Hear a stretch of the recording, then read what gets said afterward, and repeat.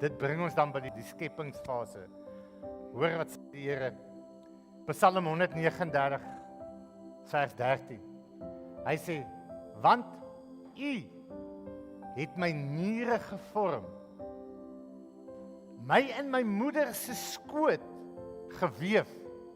Ek loof U, omdat ek so vreeslik wonderbaar is. Wonderbaar is die werke, Here. En my siel weet dit al te goed.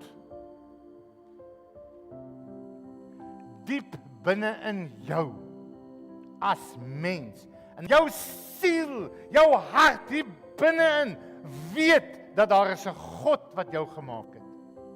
Dit is te laat wanneer die mens dit regtig uitvind, as hulle die dag eers voor die Here kom staan. Net uit te vind, wat het God regtig van hulle gedink?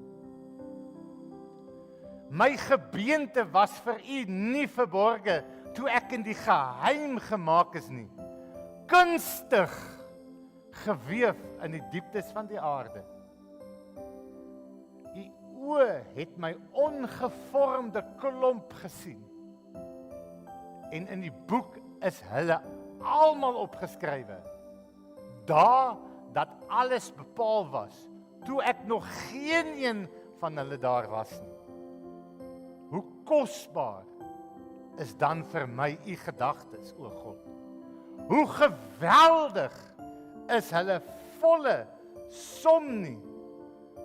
God sê vir jou vanoggend, met hierdie skepingsproses, hy het jou reeds jou dae bepaal, met ander woorde, hoe lank jy sou lewe, nog voor jy gebore was.